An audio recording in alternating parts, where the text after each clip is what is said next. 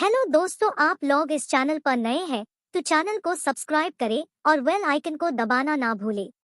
हमारी आज की कहानी का नाम है प्रयास। ट्रेन में भीड़ होने की वजह से बैठने की जगह भी नहीं मिल रही थी। मायूस सा अंकित किसी तरह खड़े होने की जगह बनाकर अपनी जगह बना ली।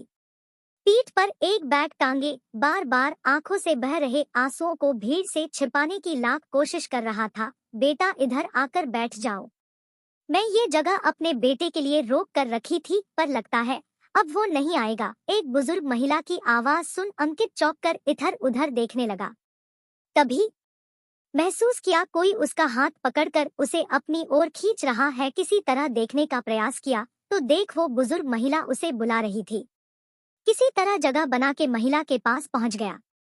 देख रही हूँ बेटा, तेरी आंखों में आंसू आ रहे। क्या तेरा भी घर बार छूट गया मेरी तरह? महिला ने पूछा। यही समझ लो अम्मा, कल रात फोन आया, माँ की तबीयत बिगड़ रही है, लगता अब वो ना बचेगी। पिता तो बहुत पहले छोड़कर चले गए, सिर पर एक माँ का साया था, अब लगता वो भी ना रहेगा। कहकर अंकित बच्चों की तरह फूट फूट कर रो पड़ा। रे बेटा रो मत, जो आया है उसको एक ना एक दिन जाना ही है। देखने से तो तुम अच्छे घर के लग रहे, फिर काहे ये जनरल बोगी में आ बैठे? आराम से उधर साहब जैसे जाते, यहाँ तो ऐसा लग रहा मानो पूरा शहर इसमें ही समा गया हो। महिला ने कहा, टिकट नहीं मिली अम्मा, ये सब होली पर घर जाने वालों की भीड़ लगी पड़ी है। आप कहाँ जा रही है? और आपका बेटा साथ जाने वाला था, वो किधर रह गया? ट्रेन भी खुलकर आगे बढ़ चुकी है, वो किसी और बोगी में चढ़ गया होगा। अंकित को अम्मा से बात करना अच्छा लग रहा था, यूं मानो अपनी ही अम्मा से बात कर रहा हो। बेटा, सब किस्मत की बात है, भगवान ने मुझे तुम सा बेटा नहीं दिया, जो दिया उसने मेरी कद ना की। कह वो बुजुर्ग महिला अपने आजू बाजू सबको देख मुंह आंचल में ढोंप सिसकियां छिपाने की प्रयास करने लगी। बताओ ना अम्मा, तुम्हें जाना कहाँ है? टिकट है तुम्हारे पास? अंकित ने पूछा। हाँ बेटा, टिकट और मेरा सामान मेरे पास ही है। बड़े दिनों से मन कर रहा था बेटा, मुझे वृंदावन ले चल। उसने पहले तो मना कर दिया, फिर कुछ दिन पहले कहा अच्छा ले चलूंगा। बेटा बस वहां चली जाऊं, फिर कान्हा जी सब संभाल लेंगे।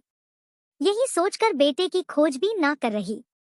जरूर वो मुझसे पीछा छुड़ाने के लिए ये यात्रा करवा रहा होगा। भीड़ में बैठाकर मुझे छोड़कर चला गया।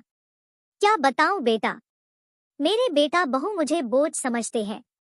दोपहर का भोजन देते उनको भार लगने लगा। बहू तो चाह ही रही थी मुझे घर से निकाल दे, पर ऐसे निकालेगी ये ना सोची थी। अब तो ठौर ठिकाना अता पता सब मेरे कान्हा के पास। महिला इससे ज्यादा कुछ बताना ना चाही। अंकित को उस महिला की स्थिति पर दया आने लगी। गांव में अपनी माँ को छोड़ वो भी शहर नौकरी करता था। पत्नी गर्भवती थी, इसलिए उसे लेकर शहर नहीं गया था। महिला को देख मन कर रहा था उसे अपने साथ रख ले। यूं तो अजनबियों के लिए मन में 100 तरह की बातें होती है, पर कभी कभी कोई अजनबी ना लगकर अपना सा लगने लगता है। अंकित यही बात महसूस कर रहा था। ट्रेन अपने समय पर पहुंच गई थी, यहाँ तक आते आते भीड़ भी कम हो गई थी। अंकित उस महिला को उतारकर वृंदावन भेजकर अपने घर जाने को आतुर हो रहा था, पर ना जाने क्या सोचकर उसने अम्मा को अपने साथ गांव चलने को पूछ लिया। अरे बेटा, क्यों मेरा बोझ अपने कंधे पर उठाना चाहता है? जिसका अपना सगा बेटा ना पूछा, तू गैर होकर इतना मत सोच। कान्हा जी जब चाहेंगे उनके पास चली जाऊंगी, बस मुझे उनके पास जाना है, तू कोई गाड़ी कर बिठा दे। अम्मा ने कहा। अंकित का दिल ना माना और वो जिद कर घर ले गया। अरे तू निर्मला का बेटा है।